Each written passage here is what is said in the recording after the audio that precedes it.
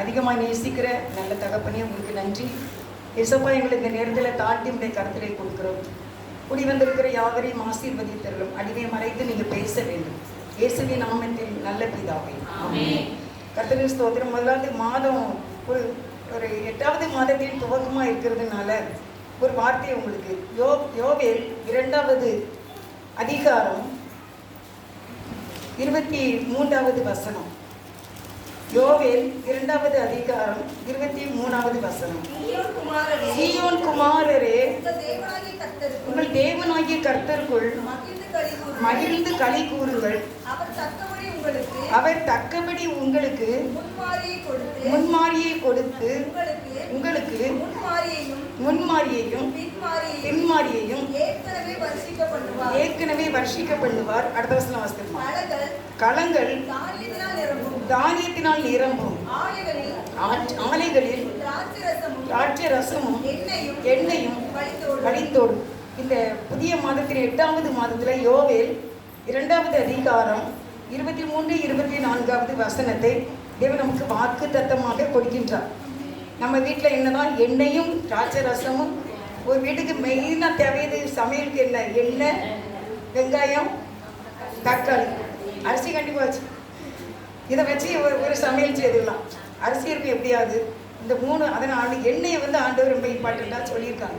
அதனால் அருமையானவர்களே, உங்களுடைய வாழ்க்கையில் தேவன் இன்றைக்கு கொடுக்குற இந்த வார்த்தையை நீங்கள் எழுதி வச்சுக்கிட்டு நீங்கள் ப்ரே பண்ணுங்க. ஆண்டவர் எங்களுக்கு தக்கபடி தக்கபடினா என்ன அப்படின்னா, நான் உனக்கு கரெக்டாக ஆமாம் செலவரி இப்போ 500 ரூபா நமக்கு மொய் வச்சாங்கன்னா இவங்க எவ்வளோ வைப்பாங்க? கூட 100 ரூபா வச்சு வைப்பாங்க. சில பேர் 1 ரூபாயாவது வைப்பாங்க, 501 கூட வைப்பாங்க. ஏன்னா அதான் தக்கபடி. அதே போல் தான் தேவன் சொல்கிறார், உனக்கு தக்கபடி, அதாவது கூட எவ்வளவு நாள் உனக்கு நான் செய்வேன் அப்படின்னு இந்த மாதத்தில் கர்த்தர் வாக்கு பண்ணுகிறார். கண்டிப்பாக உங்களுக்கு நிறைவேறும். இயேசுவின் நாமத்தில் உங்களை வாழ்த்துகிறேன். இந்த வார்த்தை தேவனுடைய வார்த்தை இருக்கிறதுனால உங்களுடைய வாழ்க்கையில் ஒரு குறைவும் வராதபடிக்கு தேவன் நம்மளை நிறைவாக நடத்துவார். நம்ம இந்த காண்கின்ற தேவன் ஜெபக்குழுவில் வருகிற ஒவ்வொருவர் மேலும் தேவனுடைய கண்கள் இருக்கிறது. நீங்கள் வீட்டில் இருந்தாலும் அவர் உங்களை பார்த்துட்டு தான் இருக்கார். நீங்கள் எங்கே இருந்தாலும் அவர் உங்கள் கூட வந்துக்கிட்டே தான் இருப்பார். ஏன்னா அவர் ஒரு மந்தையிலே கொண்டு நம்மை சேர்த்திருக்கிறார், பாதுகாப்பாக வைத்திருக்கிறார். அப்படியே கண்கள் நம்ம மேலே நோக்கமாக இருக்கிறது. அதனால மிஸ் பண்ணாதீங்க. எல்லா பெரியருக்கும் தொடர்ந்து நம்ம அட்டன் பண்ணும்படி உங்களை அன்பாக கேட்டுக்கொள்கிறேன். இப்போ நம்ம செய்திக்கு போகலாம். 2 பேதுரு 3வது அதிகாரம் 4வது வசனம். அவர்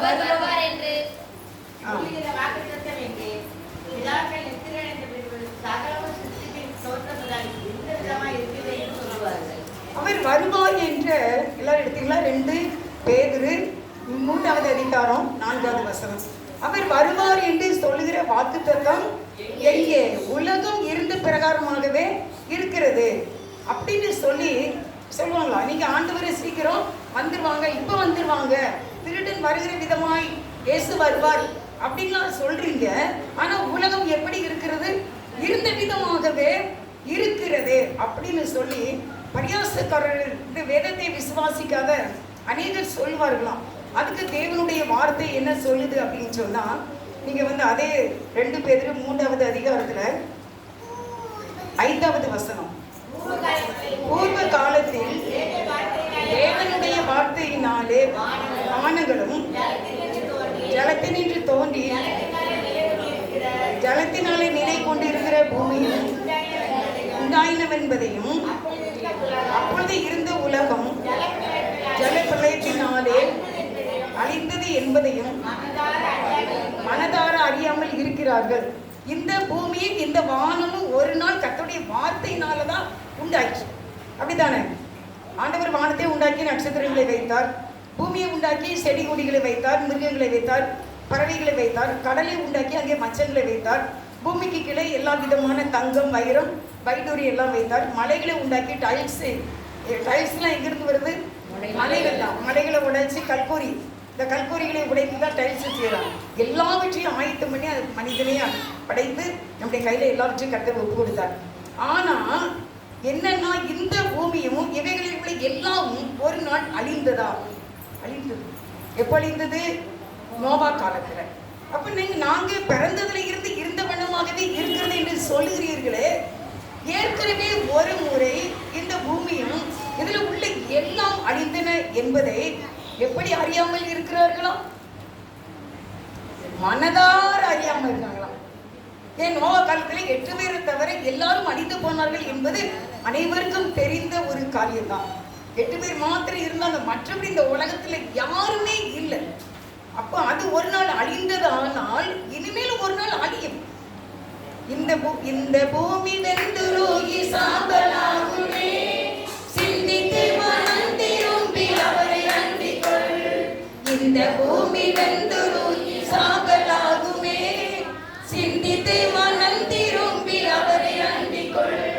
விரைவுடன் ஓடிவா விண்ணிலே சேரவே, விரைவுடன் ஓடிவா விண்ணிலே சேரவே. வேகமாய் வேகமாய் வேகமாய் வேகமாய் வேகமாய் வேகமாய் அந்த நாள் இன்ப இன்ப இன்ப நாள், எங்கள் இயேசு ராஜன் வானில் தோன்றும் நாள். அல்லேலூயா அல்லேலூயா அல்லேலூயா. இந்த பூமி வெந்துருகி சாம்பல் ஆகும்.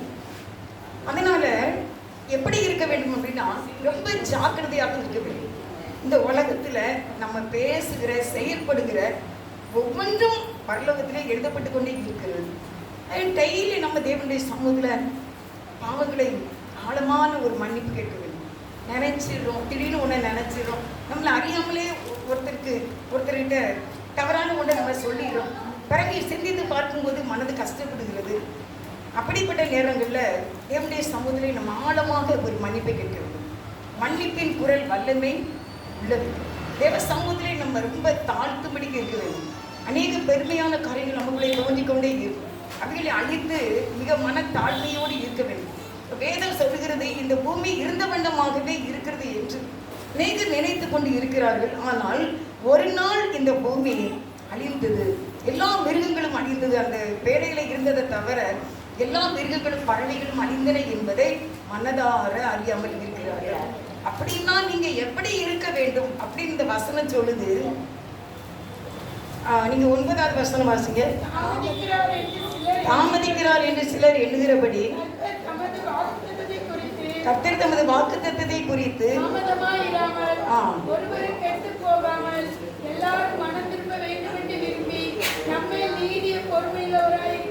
அப்ப ஆண்டவர் இப்பவும் தாமதிக்கிறார்.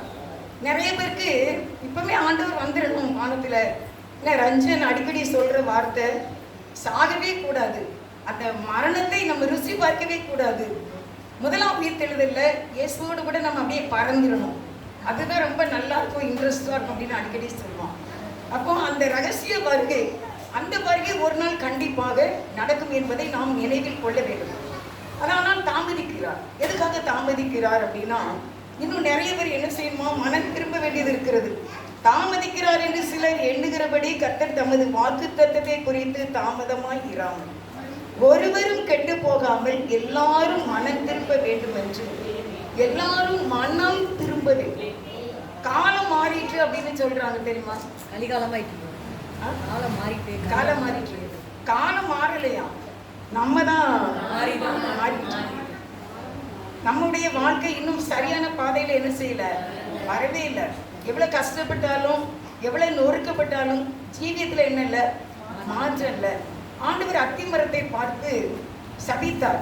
எதுக்காக சபித்தார் அப்படின்னா, இங்கே பழங்கள் இல்லை, ஆனா அது அத்தி மரத்தினுடைய பழத்தின் காலம் இல்லை. இப்போ மாம்பழ காலமா இல்லை, சீசன் என்ன செய்துட்டு முடிஞ்சிட்டு சின்ன பழமா பழத்தின் அப்படி இருக்காது. ஆனா அத்தி மரத்தை பார்த்து ஆண்டவர் எதுக்காக சபித்தார்? அது அத்தி மரத்தில் அவர் பழத்தை பார்க்கிறார், பழம் இல்லை.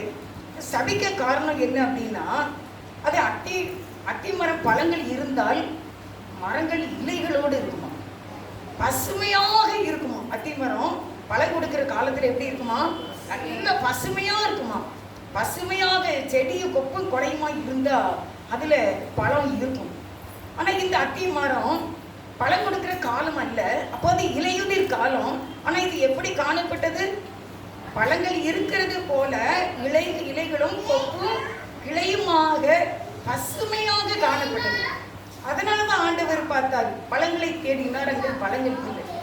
நீ எதுக்கு இப்படி மாயமாலம் நீ பண்ணிக்கிட்டு இருக்க அப்படின்னு சொல்லிதான் அந்த மரத்தை ஆண்டவர் சபித்தார். நீ பழம் இருக்கிற மாதிரி காட்டிக்கிட்டு இருக்க, ஆனா உன்கிட்ட பழம் இல்லை, பழம் இல்லை. அதே போல இன்றைக்கு தேவன் நம்மையும் பார்க்கும்போது நாம் ஒரு நீதிமான்களை போல நம்மளுடைய பார்வைக்கு காணப்படுகிறோம். ஆண்டவர் ஆனால் நம்மிடத்திலே கனியை தேடுகிறார். முதலாவது அந்த கனியில ஃபர்ஸ்ட் என்னன்னா அன்பு தான். அந்த அன்பு அது எப்படி அந்த அன்பை வெளிப்படுத்த அப்படின்னா, எனக்கு தெரிஞ்ச அளவில் வார்த்தைகள் அதிகமாக பேசுகிறதும், அந்த வார்த்தைகளை நாம் நமக்குள்ளே அதிக வார்த்தைகளை மறைக்கிறதும். ராஜாவுக்கு மேன்மை என்ன? காரியங்களை மறைப்பது.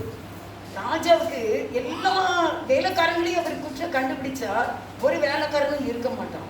அதனால ராஜா என்ன செய்வார் அப்படின்னா, காரியங்களை மறைத்து கொள்வார். ஒரு நேரம் ஒரு வேலைக்காரன் ஒரு தப்பு பண்ணினாலும் அதை அவர் மறைத்து கொள்வார். அப்படியானால் அந்த வேலைக்காரன் இன்னும் அவன் பிழைத்து வாழ்வான். அதே போலதான் நம்முடைய வாழ்க்கையில கூட நானும் சில இதை நினைப்பேன். ஒரு 24 மணி நேரம் எனக்கு ஒருத்தரை பற்றி நம்ம ஒரு காரியம் கேள்விப்படுகிற அதை யார்கிட்டையுமே சொல்லாம 24 மணி நேரம் அது எனக்குள்ளே இருந்திருக்கா அப்படின்னு சொல்லி நிறைய நேரம் டெஸ்ட் பண்ணியிருக்கேன். நேற்று ப்ரேயருக்கு முன்னால் எனக்கு ஒரு காரியம் சும்மா ஒரு சாதாரண ஒன்று தான், அது எதுக்கு நம்ம சொல்ல வேண்டிய அவசியம் இல்லை. அப்போ நான் நைட்டுங்கிறது திங்கக்கிழமை நைட்டு திருப்பி நான் போகிறேன், அண்ணா நகருக்கு போகிறேன் மகன் வீட்டுக்கு. போகும்போது இந்த ட்ராவலில் நினைக்கிறேன், நம்மகிட்ட திங்கக்கிழமை ஞாயிற்றுக்கிழமை ஒரு காரியம் வந்துச்சு. அதை நம்ம திங்கக்கிழமை இது வரைக்கும் என்ன செய்யலை, சொல்லலை. ஆண்டவர் சொல்கிறாரு, நீ கேள்விப்பட்டு 24 மணி நேரம் ஆகி கூட 27 மணி நேரம் ஆயிடுச்சு, நீ சொல்லலை. உண்மையிலே எனக்கு ரொம்ப சந்தோஷமா இருந்தது. அப்போ நான் கேட்டேன் ஆண்டவர்கிட்ட. சில பேருக்கு இயற்கையிலேயே அப்படிலாம் ஒன்றுமே சொல்ல மாட்டாங்க, அவங்க பாட்டுக்கு நம்ம உண்டு நம்ம வேலை உண்டுன்னு இருப்பாங்க. ஆனால் சில சமயத்தில் நம்ம எதில் பிடிபடுறோம் அப்படின்னா, எதில் நம்ம இறங்க வேண்டியது ஆகிடுது அப்படின்னா, மற்றவங்கிட்ட மன்னிப்பு கேட்குற அளவுக்கு நம்ம போயிடுறோம் அப்படின்னா வார்த்தைகளை விட்டு விடுகிறது தான். காரியத்தை மறைக்காமல் எல்லாரும் சொல்றது எல்லார்ட்டையும் சொன்னால் என்ன செய்யாது, சரி வரல. இப்போ நான் எங்கள் வீட்டில் எங்கள் அம்மா வீட்டு பிள்ளைகிட்ட நான் பேசுகிறேன். ஒருத்தர்கிட்ட பேசுனா அவன் என்ன சொல்லுவான், இன்னொருத்தனை ஏதாவது சொல்லுவான். அப்போ அவன் பேசும்போது அதை நான் என்ன செய்யக்கூடாது, சொல்லவே கூடாது. அண்ணன் உங்களுக்கு ஃபோன் போட்டானா, ஆமாம் ஃபோன் பண்ணா, நல்லா இருக்கானாம்மா, என்னை பற்றி எதுவும் சொன்னானா, இல்லை நல்லா இருக்கான் அண்ணன், நல்லா இருக்கா, நீ நல்லா இருக்கல அப்படின்னு சொல்லிட்டு அவனுடைய என்னுடைய கதையை மட்டுமே நான் பேச வேண்டும். நமக்கு விசேஷமாக நான் ஒரு செய்தி எப்படி கேட்டேன், பெண்களுக்கு வருகிற பெரிய சோதனை என்ன அப்படின்னா சீக்கிரமாய் கடத்துதல். நான் முன்னால் ஒரு தடவை சொல்லியிருக்கேன், சிலோனில் இலங்கையில் ஒரு அம்மா இறந்துட்டாங்களாம் நைட்டு. ஆனால் காலையிலே அடக்கம் பண்ணணும். அதை யார்கிட்ட சொன்னால் சீக்கிரமாக பெரியவர் எல்லாருக்கும் தெரிஞ்சு காலையில் அடக்கத்துக்கு எல்லாரும் வருவாங்க அப்படின்னா, இந்த மாதிரி ஒரு லேடி இருக்காங்க நம்ம சபையில், அவங்களுக்கு மட்டும் ஒரு ஃபோன் போட்டு சொல்லுங்கள், கண்டிப்பாக காலையில் 8 மணிக்கு எல்லாருமே வந்துடுவாங்க. அப்போ அவங்க சொன்னாங்க, அப்படியா அவ்வளோ வேகமாக இருக்காங்களா அப்படின்ட்டு. சரி அப்படின்னு சொல்லிட்டு ஒரு ஃபோன் போட்டு சொன்னாங்களா. அதே மாதிரி பாருங்கள், காலையில் 8 மணிக்கு கும்பலாக எல்லாரும் வந்தாச்சு. யார் சொன்னால் இவங்க தான், யார் சொன்னால் இவங்க தான். அப்போ சொன்னாங்களே, இவங்களுக்கு எதையுமே என்ன செய்ய தெரியாது, மறைக்கவே தெரியாது, சொன்ன உடனே கடத்திடுவாங்க. அது எங்கேயுமே என்னதாயிரும், அது தப்பாக உண்டாக மாறி. வசந்தகுமார் ஐயா ஒருத்தர் செய்தியில் நம்ம இதில் செய்தியில் சொன்னாங்க, ரொம்ப எனக்கு மறக்கவே செய்யாது. எந்த ஒரு சம்பவமும் எந்த ஒரு காரியங்களும் நம்ம வாய்க்குள்ளே இருக்கும் வரைக்கும் முத்து தங்கம் தான், வைரம் தான். ஆனால் அது கீழே விழுந்து விட்டுட்டுனா சிதறடிக்கப்படும். ஒன்று கிடைக்கும், ஒன்று கிடைக்காது. அது தூசினால கரைப்பட்டு போயிட்டு. அருமையானவர்களே, நம்ம பெண்கள் அதிகமாக நம்ம ஒரு அன்பாக நம்ம இருக்கும்போதோ கோபமாக இருக்கும்போதோ வார்த்தைகளை நம்ம விட்டுவிடக்கூடாது. ஏன்னா கீழே விழுந்து அது குப்பையாக மாறிவிடும். நம்ம இருதயத்துக்குள்ள காக்க வேண்டும். ஆண்டவர் எதனால இப்போ வர்றதுக்கு லேட் பண்றாரு அப்படின்னா, இன்னும் எல்லாரும் மனம் திரும்ப வேண்டும், மனம்தான் திரும்ப வேண்டும். அன்னைக்கு ஒரு ஊழியக்காரங்கிட்ட பேசிட்டு இருந்தேன், நீங்கள் ஃபேமிலிக்காக ப்ரேயர் பண்ணிக்கோங்க அப்படின்னு. அவர் சொன்னார், மன திரும்பணும்னு ஜெபம் பண்ணுங்க அப்படின்னு சொன்னார். ரட்சிக்கப்படணும் அப்படின்னு வச்சுக்கிட்டு மனசில் மன திரும்பணும்னு ஜெபம் பண்ணுங்க அப்படின்னு சொன்னாங்க. மன திரும்புதல் வரும்போது எல்லாமே வந்துடும், ரட்சிப்பும் வந்துடும், அவருடைய கிருபை எல்லாம் வந்துடும். அப்போ இன்றைக்கு ஆண்டவர் தாமதிக்கிறார். இன்றைக்கே ஆண்டவர் இயேசுப்பா வானத்தில் வந்துட்டாங்கன்னா நம்மளை என்ன செய்யணும்? எல்லாரும் எல்லாத்துலேயும் கரெக்டாக இருக்கணும். நம்மளுடைய எல்லா காரியங்களையும் நம்ம எஸ்ஐகே ராஜாட்ட சொல்லுவோம், காரியங்களை ஒழுங்குபடுது. என்னென்ன எதை எங்கெங்க செய்யணும்னால ஒரு 4 காரியம் இருக்குது எனக்கு ஒழுங்குபடுத்துறது.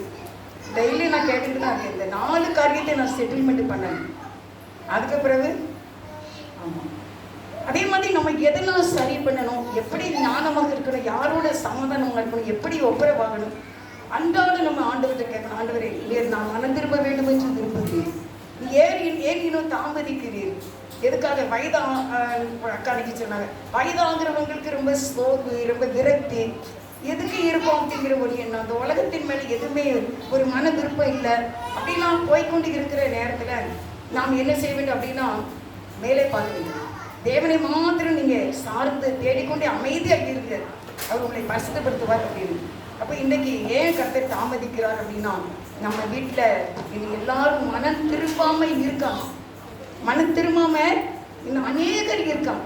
அதே கேட்டகரியில் ஒரே அச்சிலேயே மாறி மாறி சுற்றி கொண்டே இருந்தால் அடுத்த லெவலுக்கு போக முடியாது. இப்போ நாம் மனம் திரும்ப வேண்டும். நம்ம வீட்டில் எல்லாரும் மனம் திரும்ப வேண்டும். இது ரொம்ப எச்சரிக்கையான ஒரு வார்த்தை, ஜாக்கிரதையான வார்த்தை. நீங்கள் தேவ சமூகத்தில் ஆளும்போது மற்ற காரியங்களுக்கு ஆளுறீங்க, கடன் பிரச்சனை, பலவீனம் அதெல்லாம் செய்தாலும் எல்லாரும் மனம் திரும்பி ஜீவ புஸ்தகத்தில் பெயர் எழுதப்பட்டவனாக காணப்பட வேண்டிய இந்த ஜெபம் அதிகமாக இருக்க வேண்டும். நீங்கள் இதே 2 பேர் 3வது அதிகாரத்தில் 7வது வசனம் வாசிங்க. பூமியும் அந்த வார்த்தையினாலே அக்கினிக்கு இரையாக வைக்கப்பட்டு தேவ பக்தி இல்லாதவர்கள் நியாயத்தீர்க்கப்பட்டு அழிந்து போகும் நாள் வரைக்கும் காக்கப்பட்டிருக்கிறது.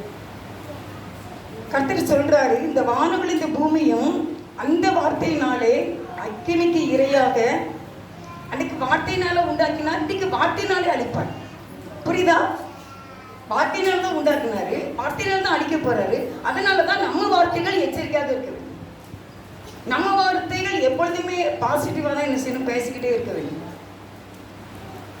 அன்னைக்குடைய பையன் நம்ம கால் வலிக்கலாம், அப்போது காலை மான்கால் போல் ஆக்குவார். அவ்வளோதான். நம்ம சொல்ல வேண்டிய வார்த்தை எல்லாமே ஆசீர்வாதமான வார்த்தையாக தான் சொல்ல வேண்டும். கடனாக ரொம்ப கடனாகவே இருக்குதுப்பா. கர்த்தர் கடன் வாங்க மாட்டாங்க, கடன் கொடுப்பாய் என்று வேதம் சொல்கிறது. நீ நினைப்பதற்கு, நீ வேண்டுவதற்கு மிகவும் அதிகமாகவே செய்வார். நீ எவ்வளவு நாள் நினைச்சுக்கோ, நீ எவ்வளவு நினைக்க, பெரிய அப்பார்ட்மெண்ட் கட்டணும்னு நினைச்சுக்கோ, நம்ம நினைப்பதற்கு அதிகமாக. நீ ஜெபம் நல்லா ஜெபம் பண்ணு, 1 மணி நேரம். நீ 1 மணி நேரம் ஜெபம் பண்ணா அதுக்கு மேலாக அவர் அதிசயங்கள் செய்வார். அதான் நினைப்பதற்கும் வேண்டுவதற்கும் இன்னொன்று விட்டுட்டீங்களா, மிகவும் அதிகமாய், மிகவும் விட்டுறக்கூடாது. ஒரு அக்கா ப்ரே பண்ணும்போது மிகுந்த மனத்தாழ்மையோடு வேண்டிக் கொள்கின்றேன் அப்படின்னு ஜெபம் பண்ணுவாங்க. எப்படியா? மிகுந்த மனத்தாழ்மையோடு. அப்போ ஆண்டவருக்கு எப்படி இருக்கும்?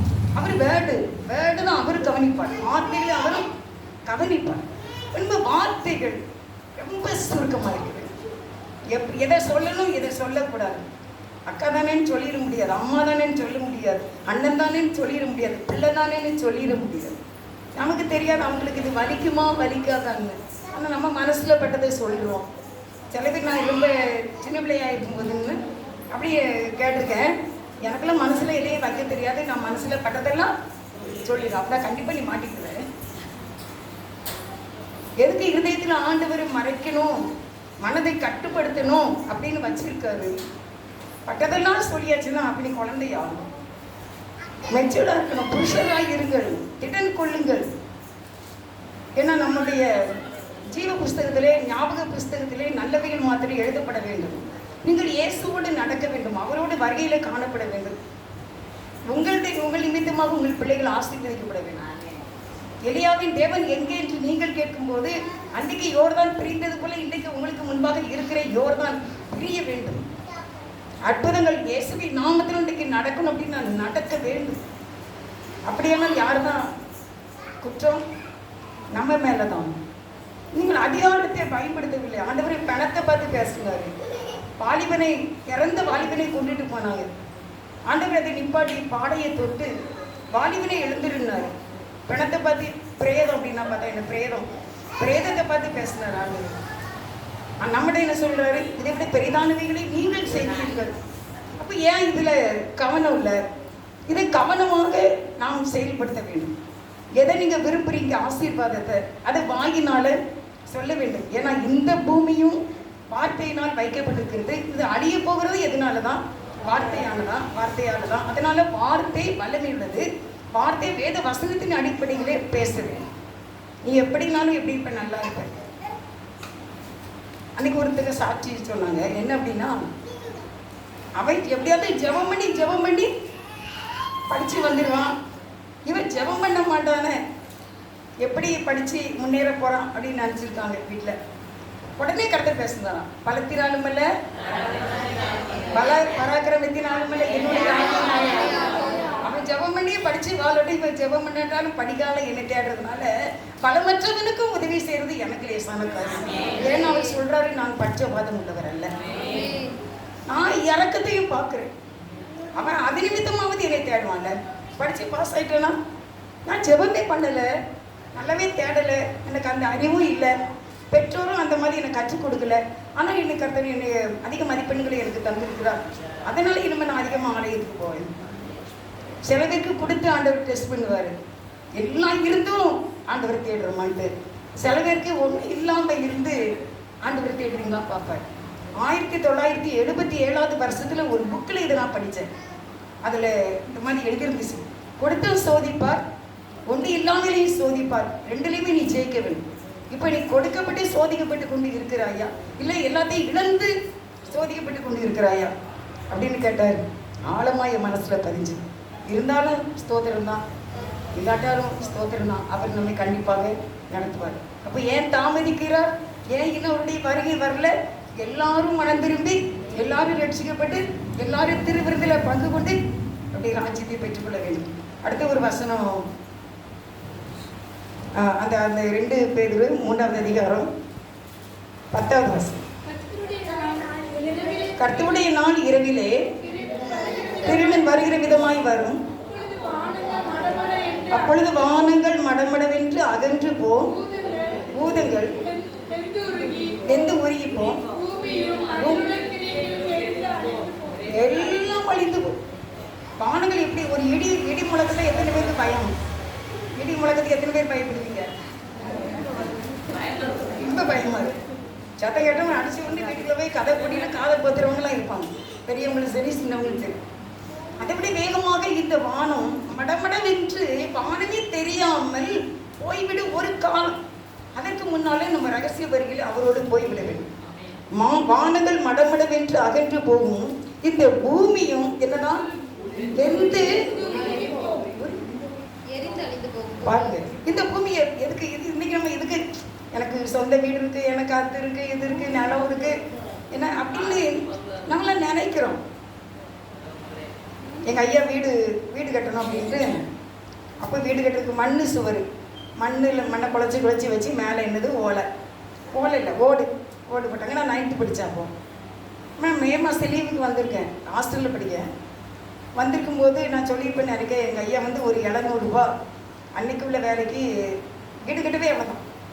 அதை ஒரு பெரிய பெல்ட்டு போட்டிருப்பாங்க. அந்த பெல்ட்டுக்குள்ளே ஒரு மணிப்பர்ஸ் இருக்கும். அதை திறந்து உள்ளே வச்சுட்டு அதை அப்படியே கூட்டிக்கிட்டோம். அந்த காலத்தில் உள்ள அந்த வசதியானவங்க எல்லாம் அந்த மாதிரி பெல்ட்டு போட்டு அதுக்குள்ளே பணம் வச்சுருப்பாங்க. சில்லறனாலும் சரி பணம்னாலும் சரி. காலையில் வேலைக்கு ஆள் வந்துடும். 6 மணிக்கு எங்கள் அம்மா கோயில் போயிட்டு வந்தாச்சு. வந்துட்டு உடனே பணத்தை எடுங்க அப்படிங்கிறாங்க. பணத்தை எடுக்க பார்க்க எங்கள் ஐயா பணம் இல்லை. பணம் இல்லைன்னு ஒன்று ரொம்ப ஷாக் ஆகிடுச்சு எல்லாருக்குமே. நான் இப்போ 9th படிக்கணும், சின்ன பிள்ளை தான், நம்ம ரொம்ப விவரம் தெரியாது. எங்கள் அம்மா உடனே எந்த பக்கம் போனீங்க, எங்கெல்லாம் போனீங்க? காலையில் ஒரு பாதையை சொன்னாங்க எங்கள் ஐயா. இன்னும் எங்கள் அம்மா அப்படியே நினச்சி, எங்கள் அம்மாட்ட எப்பவுமே ஒரு ஹேபிட் உண்டு. அவருடைய கிருவினால வீட்டுக்குள்ளேயுமே இப்படி கை வச்சுட்டு பாவியாகையுமே கிருவியாக அப்படி அடிக்கடி சொல்லுவாங்க. இந்த வானவெளின்னு ஒன்று உண்டு நடுவில், கிச்சனுக்கும் அடுத்த ரூமுக்கு நடுவில் வானவெளி இருக்கும். அப்படியே மழை பெய்யும், சூரியனெல்லாம் தெரியும், எது காய வைக்கலாம். அதை தாண்டி வர்றதுக்குள்ளே அப்படி குதிச்சு தான் வரணும். அது கொஞ்சம் கீழேருந்து மேலே வரணும்ல, அதுக்கு அப்படி குதிச்சு வரும்போது கூட என்பாவமே என்பாவமே அப்படின்னு சொல்லுவாங்க. பிறகு இயேசுவின் மேல் இறக்கமாயிரும் அப்படிலாம் சொல்லுவாங்க. அதே மாதிரி இந்த கையை இப்படி வச்சுக்கிட்டு சொல்லிகிட்டே போனாங்களாம் ரோட்டுலேயே. கடைசியில் ஒரு இடத்துல பேப்பரோட சுற்றி ஒன்று கிடந்திருக்கு, காற்று இப்படி தட்டியிருக்காங்க. தட்டின உடனே அது இப்படி விரிச்சு பார்த்தா பணம். உடனே அப்படியே எடுத்துக்கிட்டு எங்கள் ஐயாட்ட வந்து கொடுத்து, இது நம்ம பணம் தானா பாருங்க அப்படின்னு. ஐயா பார்த்தவொடனே ஆமாம் கரெக்டில் எவ்வளோ வச்சுருந்தே, 700 ரூபாய். எடுத்து பார்த்தா 700 ரூபாய். அல்லேலூயா. அப்படி ஆசையாக வீடு கட்டியாச்சு. வீடு கட்ட ஆரம்பிக்கும் போது நான் திருப்பி வந்துட்டேன், ஹாஸ்டலுக்கு வந்து படிக்க வந்துட்டேன். வீடு ஓட்டப்பட்ட வீடு நல்லபடியாக கட்டி முடிச்சுட்டு வீட்டுக்கு போயிருக்கேன். எங்கள் அம்மாட்ட நான் கேட்ட முதல் கேள்வி என்னமோ எனக்கு தெரியல, இந்த இந்த திசைக்கு நேரம் உங்களை வாசல் போட சொன்னது எவன்? எங்கள் அம்மா. உனக்கு என்ன தெரியும், செதுக்கான கிடத்துக்கிட்டு கேட்குற கேள்வியை பாரு அப்படின்னாங்க. எனக்கு என்னமோ அந்த பக்கம் வந்து அந்த வாசல் போட்டது என்னமோ எனக்கு பிடிக்கவே இல்லை. ரொம்ப எனக்கு எப்படின்னா, இந்த வேறு மார்க்கத்தில், இந்து மார்க்கத்தில் ஒரு கோயில் கொடைக்கு வந்து கொட்டடிச்சிட்டு வருவாங்க. அதை அப்படியே ஆடிக்கிட்டு கையில் அக்கினி சட்டியோட அது வருவது கரெக்டாக மெயின் ரோட்டுக்கு வரையும் இந்த ஜன்னல்லேருந்து பார்க்கலாம். அந்த தான் எனக்கு ஜன்னலை திறந்தா உடனே தெரியும், வாசலை திறந்தா அங்கேருந்து வர்றதே தெரியும். இப்போ இது லிங்க ஸ்டோர்லாம் தாண்டி இந்த தாமோதர் நகர் மாதிரி இருக்குன்னு வச்சுக்கோங்களேன், அங்கேயே தெரியும். இந்த தீவெட்டியோட நடிச்சாமல் 12 மணிக்கு அந்த கொட்டை அடிச்சுட்டு வர்றது இங்கே எப்படி இருக்கும், சும்மா திறந்து பார்த்தாலே பயமாக இருக்கும். அதை பிந்தி தான் நான் நினச்சேன், இதை வச்சுக்கிட்டு தான் நம்ம சொல்லியிருக்கோம் இந்த பக்கமாக எதுக்கு வாசல் போட்டிய அப்படின்னு. அதை இன்னும் மாற்ற முடியாது. இப்பவும் மாற்றலை. எங்கள் அண்ணன் மகன் திருப்பி அதை என்னால் பெரிய வீடாக கட்டியிருக்கான், அப்படின்னா அதே பக்கம் தான் வாசல் வச்சுருக்கேன். நான் வாசல் தள்ளி போட்டுதான். சரி, அவன் என்ன சொல்கிறேன் அப்படின்னா, இது கூட என்னதான் செய்து ஒரு நாள் அழிச்சு தான் போகும். இதில் ஏன் நம்ம இதை குறித்து ரொம்ப நம்ம இதாக நினைக்கிறோம்? கர்த்தர் கொடுத்துருக்கிறார் நம்ம இந்த பூமியில் வாழ்வதற்கு. தேவன் நமக்கு கொடுக்குற ரட்சிக்கப்பட்டவங்களுக்கு கொடுக்குற முதல் ஆசீர்வாதமே பூமி தான். நீங்கள் சரியான ரட்சிப்பின் அனுபவத்துக்குள்ள வந்துட்டீங்கன்னா உங்களுக்கு முதல்ல கிடைக்கிற ஆசீர்வாதம் வீடு தான். இல்லை நேரம் கிடைக்கும், கண்டிப்பாக கிடைக்கும். ஆனால் இதுவும் ஒரு நாள் என்ன செய்யுமா, பூதங்கள் வெந்து உருகி போகும், பூமி அதில் உள்ள கிரியைகளும் எரிந்து எதையுமே குறித்து மேன்மை பாராட்டுவதற்கு ஒன்றுமே இல்லை. கிறிஸ்துவின் மேல் மட்டும் நீங்கள் அன்பாக இருக்க வேண்டும் என்று உங்களுக்கு இந்த அருமையான வார்த்தைகளை கட்டளைக்கு நம்மோடு கொடுக்கிறார். எனக்கும் கொடுக்கிறாரு, உங்களுக்கும் கொடுக்கிறார். எல்லாமே உருகி எரிந்து அழிந்து போகும். மேன்மை பாராட்டுவது கர்த்தர் இயேசு கிறிஸ்து. இந்த கிருபையினால் வாழ்ந்து கொண்டு இருக்கின்றேன். இந்த கிருபையினால் இந்த குடிசையை தந்திருக்கார், கிருபையினால இந்த வாகனம், கிருபையினால இந்த குடும்பம், நாங்கள் இவ்வளவாய் ஆசீர்வதிக்கப்பட்டிருக்கோம், நிர்மூலமாக இருக்கிறோம். அவருடைய பெரிய கிருபை என்று சொல்ல வேண்டும். கடைசியாக ஒரு வசனம் பார்த்து முடிக்கலாம். அதாவது இந்த பூதங்கள், அதை நான் சொல்கிறேன் 10வது வசனத்தில், பூதங்கள் வெந்து உருகி அழிந்து போகும். பூதங்கள்லாம் என்னெல்லாம் சொல்லுவாங்க தெரியுமா? அது என்னதுலாம்? பூமி, அதாவது நிலம், தண்ணீர், நெருப்பு, காற்று, ஆகாயம். 5 தான் இந்த பூதங்கள். 5 பூதங்கள், பஞ்சபூதங்கள் அப்படின்னு சொல்லுவாங்க. நிலம், நீர், காற்று, நெருப்பு, ஆகாயம் எல்லாமே என்ன செய்திருமா? அழிஞ்சு போய். இதை ஒன்றே நம்ம அப்படியே கெட்டி பிடிச்சு வைக்க முடியாது. நம்ம தான் ஆண்டவர்கிட்ட வைப்போம். அவருக்குள்ள நம்ம அவரோடு கூட வாழக்கூடிய வாழ்க்கை தான். அப்போ இதெல்லாம் நீங்கள் பற்று இல்லாதவர்களாக வாழ்ந்தால் அந்த ரகசிய வரியில் அவரோடு கூட நம்ம வாழ்வதற்கு அவர் நமக்கு கிருபை செய்வார். அருமையானவர்களே, இப்போ 11வது வசனத்தை வாசித்து முடிக்கிறேன். இப்படி